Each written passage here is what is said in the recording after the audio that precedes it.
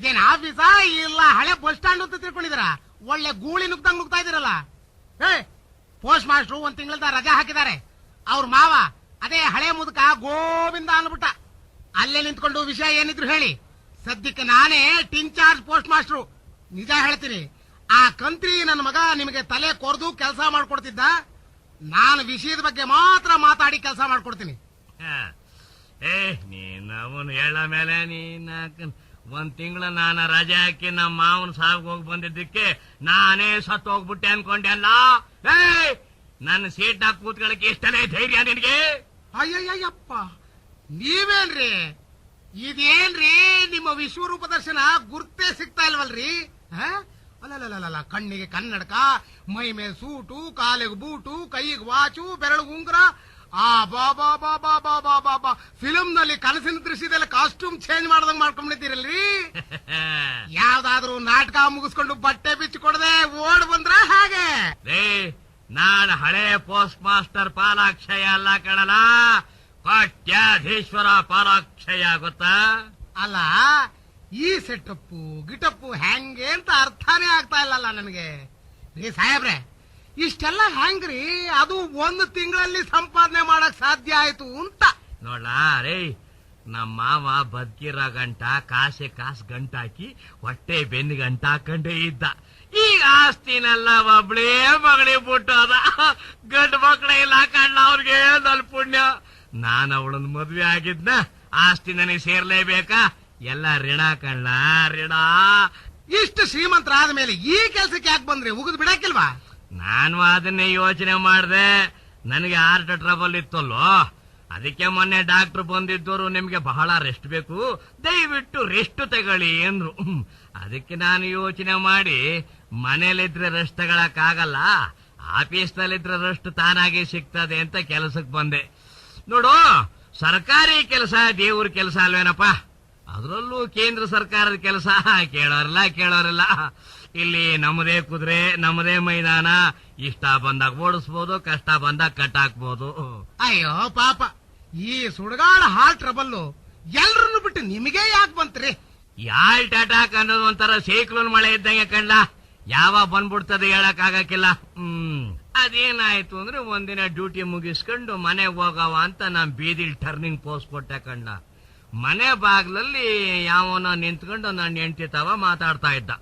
ಹತ್ರ ಹೋಗಿ ನೋಡೋಣ ಅಂತ ಹೋಯ್ತೀನಿ, ಇಬ್ರು ಅಷ್ಟೊತ್ತಿ ನಾಪತ್ತೆ ಆಗ್ಬಿಟ್ಟವ್ರೆ.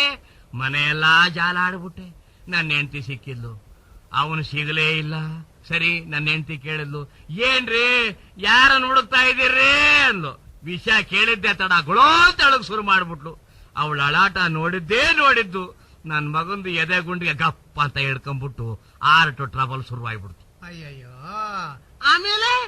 ಆಮೇಲೇನು ನನ್ನನ್ನು ತಗೊಂಡಾಗ ಆಸ್ಪತ್ರೆಗೆ ಅಡ್ಮಿಟ್ ಮಾಡಿದ್ರ. ಅಲ್ಲೊಬ್ಬ ಯಾವನ ನನ್ನ ಪಕ್ಕದ ಬೆಡ್ ನಲ್ಲಿ ಮಲಗಿದ್ದ. ಅವನ್ನ ಎಲ್ಲೂ ನೋಡಿದ ನೆನಪು ನನಗೆ. ಮನಸ್ಸು ತಡೆದೆ ಕೇಳಬಿಟ್ಟೆ, ನಿಮ್ಮನ್ನೆಲ್ಲೋ ನೋಡ್ದಾಗಿದ್ಯಲ್ಲ ಅಂತ. ಅದಕ್ಕವನು ನನಗೆ ನೀವು ನಿಮ್ಮ ಮನೆಯವರು ತುಂಬಾನೇ ಪರಿಚಯ, ನಾನು ನಿಮ್ಮನೆ ಹಿಂದಿನ ಬೀದಿಲೇ ಇರೋದು ಅಂದ. ಆಮೇಲೆ ನಿಮ್ಗೇನ್ ತೊಂದ್ರೆ ಅಂತಾನು ಕೇಳ್ದ. ನಾನು ಪೂರಾ ಕತೆ ಹೇಳ್ದೆ. ನಿಮ್ಗೇನಾಗಿದೆ ಅಂತ ಕೇಳ್ದೆ. ನನಗೆ ಕೋಲ್ಡ್ ಎಫೆಕ್ಟ್ ಆಗಿದೆ ಅಂದ. ಯಾಕೆ ಅಂಥದ್ದೇನು ತಿಂದ್ರಿ ಅಂತ ಕೇಳ್ದೆ. ಏನು ತಿನ್ಲಿಲ್ಲ, ಎಲ್ಲ ನಿಮ್ಮಿಂದಾನೆ ಅಂದ. ನಿಮ್ಮಿಂದ? ನೋಡಯ್ಯ, ಅವನಿಗೆ ಕೋಲ್ಡ್ ಎಫೆಕ್ಟ್ ಎಲ್ಲ ವಿಚಿತ್ರವಾಗಿದೆಯಲ್ರಿ? ಏನಯ್ಯ ಬಹಳ ವಿಚಿತ್ರವಾಗಿ ಏನೇನೋ ಮಾತಾಡ್ತಾ ಇದೆಯಲ್ಲ ಅಂತ ಕೇಳ್ದೆ. ಅದಕ್ಕ ನನ್ನ ಮಗ ಏನಂದ ಗೊತ್ತಾ? ಏನಂದ? ಅಲ್ರೇ ಸ್ವಾಮಿ, ನಿಮ್ ಹೆಂಡತಿ ಯಾರ ಹತ್ರನ ಮಾತಾಡ್ತಾ ಇದ್ದಿದ್ದನ್ನ ನೋಡಿ ಮನೆಯನ್ನೆಲ್ಲ ಹುಡುಕಿದ್ರಲ್ಲ, ಒಂದೇ ಒಂದು ಸಲ ನೀವು ತಲೆ ಉಪಯೋಗಿಸಿ ನಿಮ್ ಮನೇಲಿರೋ ಫ್ರಿಡ್ಜ್ ಓಪನ್ ಮಾಡಿ ನೋಡಿದ್ದಿದ್ರೆ ನನಗೆ ಈ ಸ್ಥಿತಿನೇ ಬರ್ತಾ ಇರ್ಲಿಲ್ಲ ಅಂದ. ಓಹೋ, ಆ ತಂಗಳ ನನ್ನ ಮಗ ತಂಗಳ ಪೆಟ್ಟಿಗೆಯಲ್ಲಿ ಸೇರ್ಕೊಂಡಿದ್ದ ಅನ್ನಿ. ಆವಾಗ್ಲೇ ಆ ಕ್ಷಣವೇ ಆಸ್ಪತ್ರೆಯಿಂದ ಎದ್ದೋಗಿ ಅವನಕ್ಕನ್ ಆ ದರಿದ್ರ ನನ್ನ ಮಗನ ದೊಡ್ಡ ಫ್ರಿಡ್ಜ್ ನ ಮಾರಿ ಒಂದು ಸಣ್ಣ ಫ್ರಿಡ್ಜ್ ನ ಮನೆ ತಂದ್ಬಿಟ್ಟೆ. ಈಗ ಅವಳೊಂದು ಸಣ್ಣ ನಾಯಿ ಮರಿ ಸಹಿತ ಸೇರ್ಕೊಳಕ್ ಆಗಲ್ಲ. ಇದೇನ್ರಿ ನಿಮ್ಮ ಅವತಾರ? ಆರಾಮಾಗಿ ಮನೆಯಲ್ಲಿ ಚಡ್ಡಿನಲ್ಲಿ ಓಡಾಡ್ತಿದ್ದೀರಲ್ರಿ. ಅದೇನಾಯ್ತು ಅಂದ್ರೆ ಮೊನ್ನೆ all India post master conference ಇತ್ತಲ್ಲೋ ಬೊಂಬಾಯಲ್ಲಿ, ಅಲ್ಲಿ ಟ್ರೈನ್ ಅಲ್ಲಿ ಹೋಗಿದ್ದೆ. ಹೋಗೋವರೆಗೂ ಎಲ್ಲ ಚೆನ್ನಾಗೇ ಇತ್ತಪ್ಪ. ಅಲ್ಲಿ ಹೋಗಿ ಇಳಿಯೋವಾಗ ಅವನ ಅಕ್ಕನ ಗಲಾಟೆ ಶುರುವಾಯ್ತು ನೋಡಲೆ. ನನ್ನ ಮಗಂದು ಆ ಗಲಾಟೆಲಿ ನಾನು ನನ್ನ ಹೆಂಡತಿ ಇಬ್ರು ಒಂದೊಂದ್ ಕಡೆ ಆಗೋಗ್ಬಿಟ್ವಿ. ಇಷ್ಟು ಸಾಲದು ಅಂತ ದರಿದ್ರದಲ್ಲಿ ಅಧಿಕ ಮಾಸ ಬಂತು ಅಂತಂದಂಗೆ ಒಂದೆಷ್ಟು ಜನ ದಾಂಡಿಗೆ ನನ್ನ ಮಕ್ಕಳು ಬಂದು ನನ್ನ ಹಿಡ್ಕೊಂಡು ಎದ್ವಾ ತದ್ವಾ ಒದ್ದು ನನ್ನ ಸಾಮಾನೆಲ್ಲಾ ಚಿಂತೆ ಗುಡಾಯಿಸ್ಬಿಟ್ರು. ಅಯ್ಯ ನಿಮ್ ಕತೆ ಹಾಗಿರ್ಲಿ, ನಿಮ್ ಹೆಂಡತಿ ಎಲ್ಲೋ ಹೊಂಟೋಗಿದ್ರು ಅಂದ್ರಲ್ಲ, ಅದನ್ನ ಹೇಳ್ರಿ. ಅವಳೆಲ್ಲಿಗೆ ಹೋಗ್ತಾಳೋ, ಒಂದು ಬೋಗಿನಲ್ಲಿ ಜಾಮ ಕುಂತು ಬಿಟ್ಟಿದ್ಲು.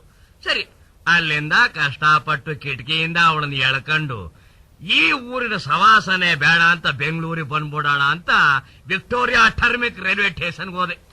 ಅಲ್ಲಿ 30,000 ಜನ ನನ್ನಂಗೆ ರೈಲ್ಗೋಸ್ಕರ ಕಾಯ್ತಾ ಇದ್ರು. ಸರಿ, ಕಂಪ್ಲೇಂಟ್ ಮಾಡೋಣ ಅಂತ ಸೀದಾ ಚೀಫ್ ಮಿನಿಸ್ಟರ್ ಪವಾರ್ ಹತ್ರನೇ ಹೋದೆ. ತಲೆ ತಿರುಗೋಯ್ತು. ಹಂಗೆ ವಾಪಸ್ ಬಂದ್ಬಿಟ್ಟೆ. ಯಾಕೆ? ಇಲ್ಲಿ ರೈಲ್ವೆ ಸ್ಟೇಷನ್ ಅಲ್ಲಿ 30,000 ಜನ ಕಾಯ್ತಾ ಇದ್ವಿ. ಅಲ್ಲಿ ಮುಖ್ಯಮಂತ್ರಿಗಳನ್ನ ನೋಡೋಕೆ 50,000 ಜನ ಕಾಯ್ತಾ ಇದ್ರಪ್ಪ. Bomb blast ಆಗ್ಬಿಟ್ಟಿತ್ತಲ್ಲೋ. ಎಲ್ಲಾರು ಪರಿಹಾರ ಕೊಡಿ ಅಂತ ಕೇಳೋರೆ. ಯಾರಿಗೆ ಕೊಡ್ಬೇಕು, ಯಾರಿಗೆ ಬಿಡ್ಬೇಕು? ಪವಾರಿ ತಲೆ ಕೆಟ್ಟ, ಅವ್ರ ಪವರೇ ಕಟ್ಟಾಗೋಯ್ತು ಹೋಗತ್ಲಾಗೆ. ಇದ್ಯಾಕೋ ಸರಿ ಬರಲ್ಲ ಅಂತ ಅಲ್ಲಿಂದ ಹೊಂಟು ಪ್ಲೇನ್ ಬಂದ್ರೆ ಆರಾಮ ಆಯ್ತಾ ಇದೆ ಅಂತ ಏರ್ಪೋರ್ಟ್ ಹೊಂಟೆ. ರೇ ಕಾಫಿ ಕುಡಿಯೋಕ್ಕೂ ನಿಮ್ ಹತ್ರ ಕಾಸಿರ್ಲಿಲ್ಲ, ಗೂಂಡಾಗಳು ಎಲ್ಲಾ ಕಿತ್ಕೊಂಡು ಅಂದ್ರಿ, ಮತ್ತೆ ಪ್ಲೇನ್ ನಲ್ಲಿ ಬರಕ್ಕೆ ದುಡ್ಡೆಲ್ಲಿತ್ತು? ನನ್ನ ಮಗನೇ ಹೇಳದ್ ಕೇಳಲಿ.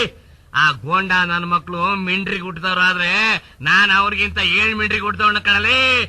ನಾನು ಬೊಂಬಾಯಿಗೆ ಹೋಗುವಾಗ ಬಹಳ ಜನ ಹೇಳಿದ್ರು, ಅಲ್ಲಿ ಕತ್ರಿ ಹಾಕೋ ಜನ ಜಾಸ್ತಿ ಇರ್ತಾರೆ, ಹುಷಾರು ಅಂತ. ಅದಕ್ಕೆ ನಾನು ಧಾರವಾಡದವ್ರ ಸ್ಟೈಲ್ ನಲ್ಲಿ ದುಡ್ಡು ಇಟ್ಕೊಂಡು ಹೋಗಿದ್ದೆ ಕಣಲಿ. ಧಾರವಾಡ ಸ್ಟೈಲು ಅಲ್ರಿ? ಅವರಲ್ರಿ ಇಟ್ಕೋತಾರೆ ದುಡ್ಡನ್ನ? ಏನು ಮೈಗೆ ತಾಕ್ಸೋಂಗ್ ಇಟ್ಕೋತಾರೋ ಇಲ್ಲ ತಾಕಸ್ಕೊಳ್ದಂಗ್ ಇಟ್ಕೋತಾರೋ? ಅವರು ಚಡ್ಡಿ ಒಳಗೆ ಒಳಮುಖವಾಗಿ ಒಂದು ಜೇಬ್ ಇಟ್ಕೊಂಡಿರ್ತಾರೆ ಕಣ್ಣ. ಅದರಲ್ಲಿ ಸೇರಿಸ್ಬಿಟ್ರೆ ದುಡ್ಡನ್ನ ಯಾವ ಬಡ್ಡಿ ಮಗನು ಏನು ಮಾಡಕ್ ಆಗಕ್ಕಿಲ್ಲ. ನಾನು 4 ವರ್ಷ ಧಾರವಾಡದಲ್ಲಿದ್ದಲ್ಲೋ, ಆಗ ಟ್ರೈನಿಂಗ್ ಹೋದಾಗ ಆ ಟ್ರೈನಿಂಗ್ ತಗೊಂಡು ಆ ತರ ಚಡ್ಡಿ ಹೊಲಿಸಿದೆ ನೋಡು. ಪರವಾಗಿಲ್ಲ ಬಿಡ್ರಿ, ನಿಮ್ ಅದೃಷ್ಟ ಚೆನ್ನಾಗಿದೆ.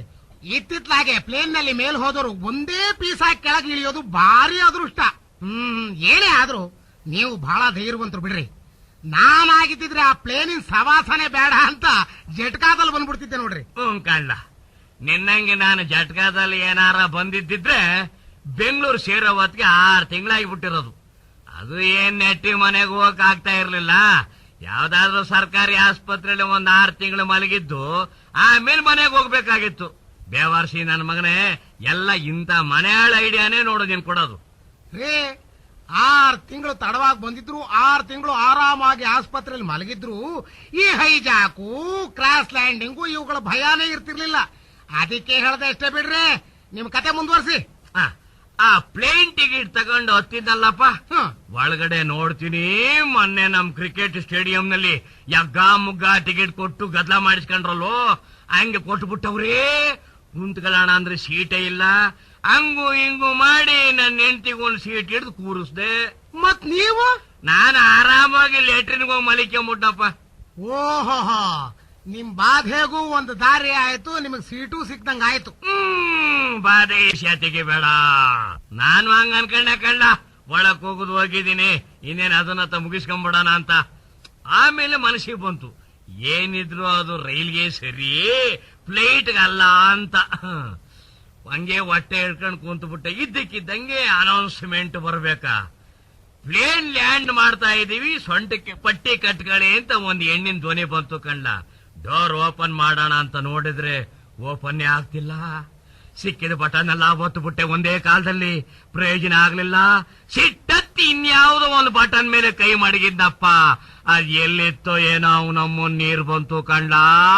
ಶಿವ ಶಿವ, ಆಗ ಅದ್ ಎಲ್ಲಿ ಕೈ ಆಡಿಸಿದ್ನೋ ಏನೋ, ಏನ್ ಮಾಡಿದ್ನೋ ತಿಳಿದು ಇದ್ದಕ್ಕಿದ್ದಂಗೆ ಡೋರ್ ಓಪನ್ ಆಗೋಯ್ತು. ಸರಿ, ನಮ್ಮ 3 ದೇವತೆಗಳು ನನ್ನ ಪಾಲ್ಗೆ ಒಂದೇ ಸಾರಿ ಕಾಣಿಸ್ಕೊಂಡವ್ರೆ ಅಂತ ತಿಳ್ಕೊಂಡು ಎಲ್ಲರಿಗೂ ಸೇರಿ ಒಂದು ಸಿಂಗಲ್ ಸೆಲ್ಯೂಟ್ ಹೊಡೆದು ಔಟ್ ಆದೆ.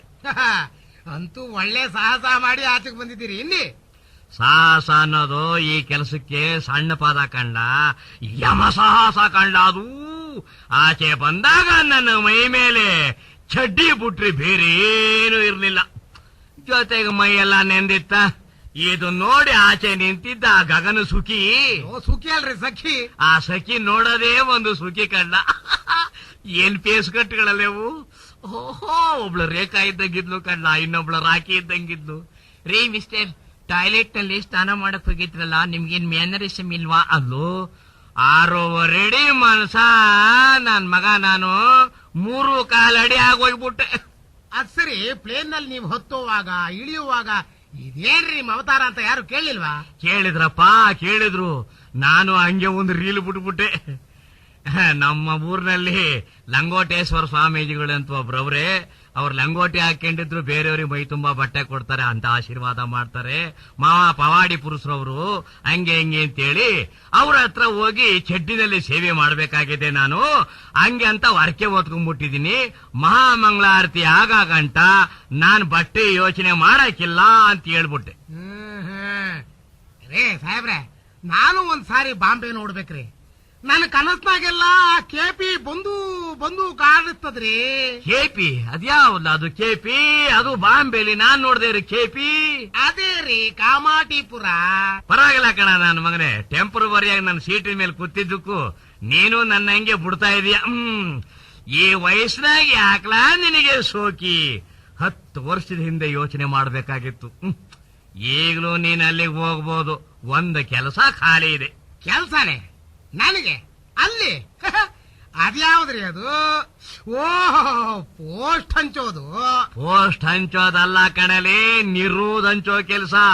ದೇಶೋದ್ಧಾರ ಕೆಲಸದಲ್ಲಿ ನಂಬರ್ 1 ಆಗತ್ತೆ ನೋಡ್ಲಾ. ಭಾರತದಲ್ಲಿ ಇವತ್ತಲ್ಲ ನಾಳೆ 100 ಕೋಟಿ ಬರೋಬ್ಬರಿ ಆಗ್ತದ. ಅದನ್ನ ಕಂಟ್ರೋಲ್ ಮಾಡಿದ್ರೆ ನಿನ್ಗೆ ಅವಾರ್ಡ್ ಬರ್ತದೆ ಕಣೋ ಬೋಳಿ ಮಗನೇ. ನಿರೋಧ ಹಂಚೋ ಅದು ದೊಡ್ಡ ವ್ಯಾಪಾರ ಆಗಿದೆ ಈಗ. ನಿರೋಧ ಹಂಚೋನೆ ನಮ್ಮ ದೇಶದ ಮುಖಂಡ. ಇನ್ನೊಂದು ಗೊತ್ತ ವಿಷಯ ಏನು? ಹಿಂದೆ ಸ್ವಾತಂತ್ರ್ಯಕ್ಕಾಗಿ ಹೋರಾಡಿದವ್ರಿಗೆ ಸೈಟು, ಮನೆ, ಮಠ ಎಲ್ಲ ಕೊಡ್ತಿದ್ರಲ್ಲ, ಇನ್ನು ಮುಂದೆ ನಿರೋಧ ಹಂಚೋದ್ರಲ್ಲಿ ಯಾರು ಎಷ್ಟು ಲಕ್ಷ ಹಂಚವ್ರೆ, ಎಷ್ಟು ಕೋಟಿ ಹಂಚವ್ರೆ ಅಂತ ಅದನ್ನ ಪತ್ತೆ ಹಿಡಿದ ಹೆಂಗ್ ಗೊತ್ತಾ? ನೀನ್ ಯಾರ್ಯಾರೇ ಕೊಟ್ಟಿರ್ತೀವಿ ಅವ್ರ ಹತ್ರ ಒಂದೊಂದು ಸಹಿ ತಗೊಂಡು ಇವ್ರ ಹತ್ರ ಈಸ್ಕೊಂಡ್ ನಾವ್ ಹಾಕೊಂಡಿದೀವಿ ಅಂತ ಸೈನ್ ಹಾಕಿಸ್ಕೊಂಬ. ಮೆಜಾರಿಟಿ ಬಂದ್ರೆ ನನ್ನ ಮಗನೇ ಪುಗ್ಸಟ್ಟಿ ಸೈಟು, ಪೆನ್ಷನ್ ನೋಡಲೇ ನಿನ್ಗೆ ಅವಾರ್ಡು. ನಿರೋಧ ಅಂತ ಅಸಡ್ಡೆ ಮಾಡ್ಬೇಡ ನನ್ನ ಮಗನೇ. ಬೆಲೂನ್ ರೇಟ್ ಇರ್ಬೋದು, ಅದಕ್ಕೆ ನಾಳೆ ಬಿಲ್ಡಿಂಗ್ ಸಿಗತ್ತೆ ಮಗನೇ. ಅಲ್ಲಿ ನಿನ್ ಕೆಲಸ ಏನು ಅಂದ್ರೆ, ಏಡ್ಸ್ ಬತ್ತಾದ್ರಪ್ಪೋ ಏಡ್ಸ್ ಬತ್ತದೆ, ನೀವು ಟೋಪನ್ ಹಾಕಬೇಕು ಅಂತ ಜನಗಳ ತಲೆ ತಿನ್ನು, ಪ್ಯಾಕೆಟ್ ಮಾರಾಟ ಮಾಡು, ಅಷ್ಟೇ.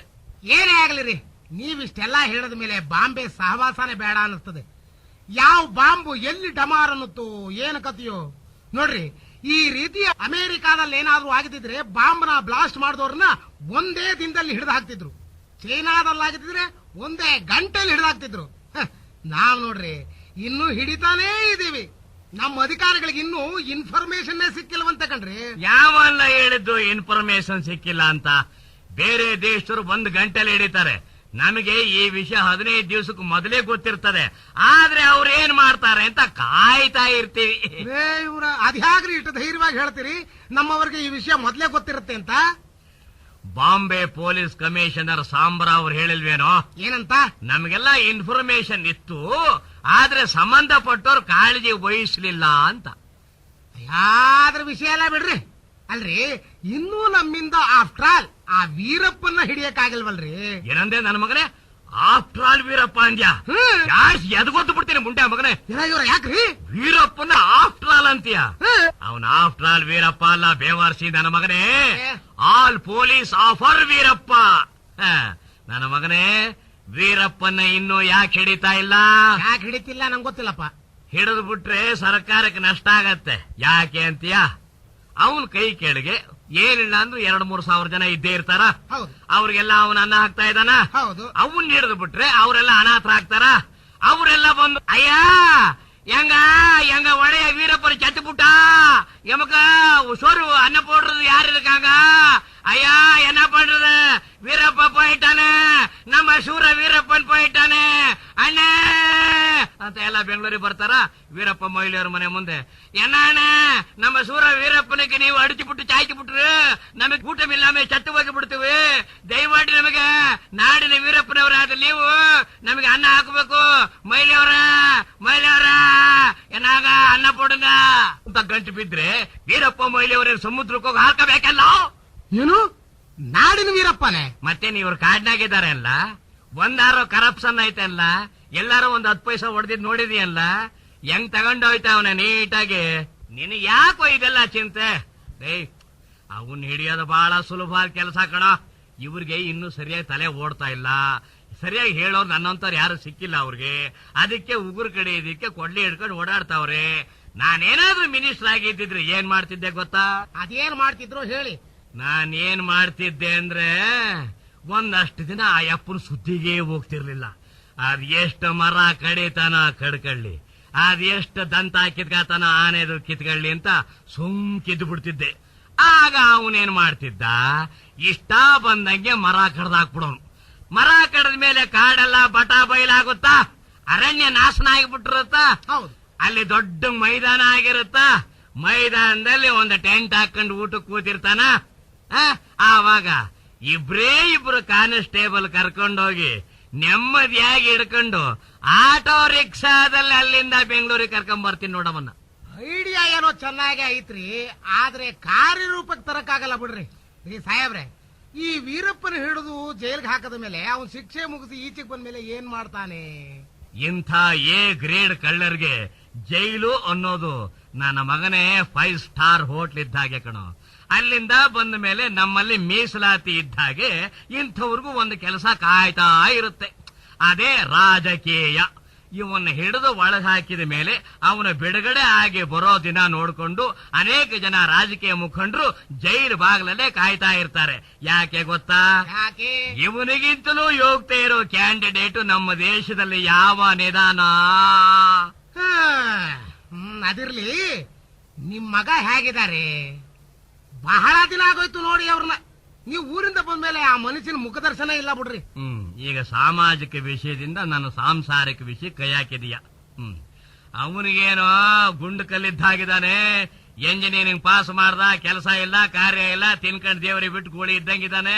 ನೋಡಲೆ, ಆ ನನ್ನ ಮಗನ ವಿಷಯದಲ್ಲಿ ಭವಿಷ್ಯ ಹೇಳಿರ್ತೀನಿ, ಅವನು ಖಂಡಿತ ಮಿನಿಸ್ಟರ್ ಆಗೇ ಆಗ್ತಾನೆ. ಅದೇಂಗ್ರಿ ಅದು ಅಷ್ಟೊಂದು ಖಡಾಖಂಡಿತವಾಗಿ ಹೇಳ್ತಾ ಇದ್ದೀರಿ? ಅವನ ಲಕ್ಷಣನೇ ಹಂಗಿದೆ ಕಣ್ಣ. ಒಂದ್ಸಲ ಅವನ್ನ ಟೆಸ್ಟ್ ಮಾಡಬೇಕು ಅಂತ ಅವನಿಲ್ದೇ ಇದ್ದಾಗ ಅವನ ಮಲೆಕ್ಕಳ ರೂಮ್ ನಲ್ಲಿ ಒಂದು ರಮ್ ಬಾಟ್ಲು, ಒಂದು ರಾಂಪುರಿ ಚಾಕು, ಒಂದಷ್ಟು ದುಡ್ಡು, ಒಂದು ಭಗವದ್ಗೀತೆ ಪುಸ್ತಕ ಇಟ್ಟು ಆಚೆಗೆ ಬಂದೆ. ಆಗ ಅವನು ರೂಮ್ಗೆ ಹೋದ ಮೇಲೆ ಕಿಟಕಿನಲ್ಲಿ ನೋಡ್ತಾ ನಿಂತ್ಕೊಂಡೆ. ಆಗ ಅವನೇನ್ ಮಾಡ್ದ ಗೊತ್ತಾ? ಏನ್ ಮಾಡ್ದ? ಒಂದು ಕ್ವಾರ್ಟರ್ನಷ್ಟು ರಮ್ನ ನೀರು ಸೋಡಾ ಮಿಕ್ಸ್ ಮಾಡ್ದೆ, ಗಟ ಗಟ ಗಂಟ್ಲಿಗೆ ಹೊಯ್ಕಣ್ಣ. ಆಮೇಲೆ ರಾಂಪುರಿ ಚಾಕುನ ಪ್ಯಾಂಟಿನ ಜೇಬ್ನಲ್ಲಿ ಹಿಂದ್ಗಡೆ ಇಟ್ಕಣ್ಣ, ಉಳಿದಿ ದುಡ್ಡು ಜೇಬ್ಗೆ ಇಟ್ಕಣ್ಣ. ಆಮೇಲೆ ಭಗವದ್ಗೀತೆ ಪುಸ್ತಕನ ಕೊಂಕ್ಲಲ್ಲಿ ಇಟ್ಕೊಂಡು ಸೀದಾ ಹೊರಗೆ ಬಂದ್ಬಿಟ್ಟ. ಅವತ್ತೇ ಅನ್ಕಂಡೆ, ನನ್ನ ಮಗ ಮಂತ್ರಿ ಆಗೇ ಆಗ್ತಾನೆ ಅಂತ. ಅದ್ ಹೆಂಗ್ರಿ ಅದು? ಅದೇನಪ್ಪ ನನ್ಗೊಂದು ಅರ್ಥನೇ ಆಗ್ತಾ ಇಲ್ವಲ್ರಿ. ನೋಡ್ಲ, ಅವನು ಬರೀ ರಮ್ ಕುಡ್ದ ಆಚೆಗೆ ಬಂದಿದ್ರೆ ಕುಡುಕ ಆಗ್ಬಿಡ್ತಿದ್ದ. ರಾಂಪುರಿ ಚಾಕು ಮಾತ್ರ ಎತ್ಕೊಂಡಿದ್ದಿದ್ರೆ ಒಳ್ಳೆ ರೌಡಿ ಆಗಿರ್ತಿದ್ದ. ಬರೀ ದುಡ್ಡು ಮಾತ್ರ ತಗೊಂಡಿದ್ರೆ ಬಿಸಿನೆಸ್ ಮ್ಯಾನೋ ಇನ್ನೋ ಏನೋ ಆಗ್ತಿದ್ದ. ಭಗವದ್ಗೀತೆ ತಗೊಂಡಿದ್ದಿದ್ರೆ ಒಬ್ಬ ಒಳ್ಳೆ ಸತ್ಪ್ರಜೆ ಆಗ್ತಿದ್ದ. ಇದೆಲ್ಲದನ್ನೂ ಅವನು ಬೇಕು ಅಂತ ಆರಿಸ್ಕೊಂಡ ಮೇಲೆ ಅವನು ರಾಜಕೀಯಕ್ಕೆ ಬೇಕಾದಂತಹ ಗುಣ, ಮಂತ್ರಿ ಆಗುವಂತಹ ಲಕ್ಷಣ ಹೊಂದಿಲ್ವೇನೋ. ಅದಕ್ಕೆ ಅವನಿಗೆ ಆದಷ್ಟು ಬೇಗ ಒಂದು ಮದ್ವೆ ಮಾಡಿ ಬಿಡೋಣ ಅಂತಿದ್ದೀನಿ. ಇದೇನ್ರಿ ಇಷ್ಟ ಅವಸರದಾಗ? ರಾಜಕೀಯಕ್ಕೆ ಎಂಟ್ರಿ ಕೊಟ್ಟ ಮೇಲೆ ಹೆಂಡತಿ ಹತ್ರ ಮಾತಾಡಕ್ಕೂ ಟೈಮ್ ಸಿಗೋದಿಲ್ಲ ಕಣೋ. ಏನೇನ್ ಬೇಕು ಎಲ್ಲ ಅಲ್ಲೇ 5 ಸ್ಟಾರ್ ಹೋಟೆಲ್ ನಲ್ಲೇ ಮುಗಿದೋಗ್ತದೆ. ಅಂದ್ರೆ ಎಲ್ಲಾರ ಹೆಣ್ಣು ನೋಡಿದಿರೇನ? ಪಕ್ಕದ ಊರ್ನಾಗೆ ನಮ್ ಪೈಕಿದೆ ಒಂದ್ ಹೆಣ್ಣಿದೆಯಂತೆ. ಅದಕ್ಕೆ ನಾಳೆನೆ ನಾವೆಲ್ಲ ಹೋಗ್ತಾ ಇದೀವಿ, ಬಂದ್ಬಿಡು. ನಮಸ್ಕಾರ, ಬನ್ನಿ ಕೂತ್ಕೊಳ್ಳಿ. ಎಲ್ಲಿ ಅಳಿ ಅಂದ್ರೆ ಕಾಣಿಸ್ತಾ ಇಲ್ಲ? ವಾ, ಇನ್ನು ಅವನ್ ತಾಳಿನ ಕಟ್ಟಿಲ್ಲ, ನಿಮ್ ಮಗಳಿಗೆ ಆಗ್ಲೇ ಅಳಿಲ್ ಮಾಡ್ಕೊಂಡ್ಬಿಟ್ರ. ನಾನೇ ಕರ್ಕೊಂಡ್ ಬರ್ಲಿಲ್ಲ, ಯಾಕೆಂದ್ರೆ ಮದ್ವೆ ಸೀಸನ್ ನೋಡಿ ಬಸ್ ನಲ್ಲಿ ಸೀಟ್ ಸಿಗ್ಲಿಲ್ಲ. ಯಾಕೆ? ಹೆಣ್ಣು ಗಂಡು ಒಬ್ಬರನ್ನೊಬ್ಬರು ನೋಡಿ ಒಪ್ಕೊಳ್ಳೋದು ಬೇಡವಾ? ಮೊದಲೇ ಗಂಡು ಹೆಣ್ಣು ಒಬ್ರನ್ನೊಬ್ರು ಒಪ್ಕೊಂಡ್ ಬಿಟ್ರೆ ಈ ಕೊಡೋದು ತಗೊಳ್ಳೋದ್ರಲ್ಲಿ ತಗಾದೆ ಬಂದ್ಬಿಡುತ್ತೆ. ಅದಕ್ಕೋಸ್ಕರ ಮಕ್ಕಳ ಮನಸ್ಸು ನೋಯುತ್ತೆ. ಆಮೇಲೆ ಅದಕ್ಕೆ ನಾವೇ ಬಂದ್ಬಿಟ್ಟಿದೀವಿ. ನಮಗೆ 2 ತಲೆಮಾರು ತಿಂದ್ರು ಕರಗದಷ್ಟು ಆಸ್ತಿ ಕೊಳಿತಾ ಇದೆ. ನಿಮ್ಮ ಹತ್ರ ತಗೊಂಡ ನಾವೇನ್ ಜೀವನ ಮಾಡ್ಬೇಕಾಗಿಲ್ಲ. ನನ್ನ ಮಗ ಇಂಜಿನಿಯರ್ ಓದಿದ್ದಾನೆ, ಅವನಿಗೆ ದೊಡ್ಡ ದೊಡ್ಡ ಮನೆತನದ ಜನರ ಸಹವಾಸ ಇದೆ. ಆದ್ರಿಂದ ಅವ್ರ ಮುಂದೆ ನೀವು ಸಣ್ಣವರಾಗಬಾರ್ದು ಅಂತ ನಾವೊಂದಿಷ್ಟು ಏನಾರು ಹೇಳಲೇಬೇಕಾಗಿದೆ, ಕೇಳಲೇಬೇಕಾಗಿದೆ. ನೀವೇನಂತ ದೂರಿ ಮದ್ವೆ ಮಾಡ್ಕೊಡೋದು ಬೇಕಾಗಿಲ್ಲ. ನಮ್ಮ ಹುಡುಗರ ಕಡೆ ಸ್ನೇಹಿತರು, ನಮ್ಮ ಬಂಧು ಬಳಗ, ಇಲಾಖೆಯರು ಎಲ್ಲಾ ಸೇರಿಸಿ ಏನೋ ಒಂದ್ 2-3 ಸಾವಿರ ಜನದ ಹತ್ರ ಆಗ್ಬೋದು. ಅವ್ರೆಲ್ರಿಗೂ ಆಗುವಂತ ಒಂದು ದೊಡ್ಡ ಛತ್ರ ನೋಡ್ಬೇಕಾಗತ್ತೆ. ಇನ್ನು ಊಟ ತಿಂಡಿ ಇದ್ದಿದ್ದೆ ಒಂದು 3 ತರ ಸ್ವೀಟ್ಸು, ಮಿಕ್ಕಿದ್ದೆಲ್ಲ ಮಾಮೂಲಿ. ನಾವು ವರದಕ್ಷಿಣೆ ಅಂತ ಏನು ಡಿಮ್ಯಾಂಡ್ ಮಾಡಲ್ಲ. ಆದ್ರೂ ಹೆಣ್ಣಿನ ಕಡೆಯವರು ಎಷ್ಟು ಕೊಟ್ರು ಅಂತ ಇನ್ನೊಬ್ರು ಕೇಳಿಯೇ ಕೇಳ್ತಾರ. ಅಲ್ಲ, ಯಾಕೆ ಕೇಳ್ತಾರೆ ಅಂದ್ರೆ ಅವ್ರು ತಗೊಂಡಿರ್ತಾರ ನೋಡಿ, ಅದಕ್ಕೆ ನಮ್ಮನ್ನು ಹಾಗೆ ಅಂತ ತಿಳ್ಕೊಂಡ್ಬಿಟ್ಟು ಕೇಳ್ತಾರೆ. ನಮಗೇನ್ ಬೇಕಾಗಿಲ್ಲ, ಅವ್ರು ಕೇಳ್ತಾರಲ್ಲ ಅಂತ ನಾವು ತಗೋಬೇಕಾಗತ್ತೆ. ಅವ್ರು ಇಷ್ಟೇ ಕೊಟ್ರು ಅಂತ ನಮ್ಗೆ ಹೇಳಕ್ ಒಂದ್ ಬಾಯಿ ಅಂತ ಬೇಕಲ್ಲ. ಅದಕ್ಕೆ 1 ಲಕ್ಷ ರೂಪಾಯಿ ನಮ್ಮ ಹುಡುಗನ ಹೆಸರಿನಲ್ಲಿ ಬ್ಯಾಂಕ್ ನಲ್ಲಿ FD ಇಟ್ಬಿಟ್ರು ಸರಿ. ಹಾಗೆ ನಾನು ಹೇಳ್ತಾ ಇರೋದು. ರೀ, ಅದೇನೋ ಕಾರು ಅಂತಿದ್ನಲ್ರಿ. ಲೇ, ಅದನ್ನೇನ್ ಹೇಳ್ಬೇಕೇನೆ, ಅವ್ರಿಗೆ ಗೊತ್ತಿಲ್ವೇನೆ? ಸೈಕಲ್ ತಗೊಳ್ಳೋ ಕಾಲನೇನೆ ಇದು. ಇದೇ 1910 ಇಸ್ವಿನೇ ಅರ್ಕಿಲೆ ಸೈಕಲ್ ಕೊಡ್ಸಿ ಅಂತ ಕೇಳಕ್ಕೆ. 1993 ಇಸ್ವಿ ಕಾಂಟೆಸಾ ಕಾರ್ ಕೊಡ್ಸಿ ಅಂದ್ರೆ ಅವ್ರ ಆಟೋ ರಿಕ್ಷಾ ಲೆವೆಲ್ ಬರ್ತಾರೆ. ಅದೇನೋ ನನ್ನ ಮಗನ್ಗೆ ಆ ಪ್ರೀಮಿಯರ್ 118 NE ಕಾರೇ ಬೇಕು ಅಂತ ಆಟ ಹಿಡ್ದಿದ್ದಾನೆ. ಹೆಣ್ಣು ಗಂಡನ ಮನೆ ಕಳಿಸ್ಕೊಡುವಾಗ ಆ ಹೊಸ ಕಾರಲ್ಲೇ ಕಳಿಸ್ಕೊಟ್ರೆ ಅವ್ರಿಗೊಂದು ನೆಮ್ಮದಿ, ಅವ್ರಿಗೊಂದು ಸಂತೋಷ. ನೀವು ಒಪ್ಪೋದಾದ್ರೆ ಹೆಣ್ಣು ತೋರಿಸೋ ಶಾಸ್ತ್ರ ಮುಗಿಸಿ. ಸುಶೀಲ, ಕೇಳ್ತೇನಮ್ಮ ಇವ್ರು ಆಡಿದ ಮಾತುಗಳು. ಕಟ್ಕೊಂಡ ಹೆಂಡತಿನ ಸಾಕೋದಕ್ಕೆ ಹೆಣ್ಣು ಹೆತ್ತೋರ ಕೈಯಿಂದಾನೇ ಬೇಡೋ ಇವರು ನರ ಇರೋ ಗಂಡಸರೇ ಆಗಿರ್ತಾರೆ ಅಂತ ಏನ್ ಗ್ಯಾರಂಟಿ?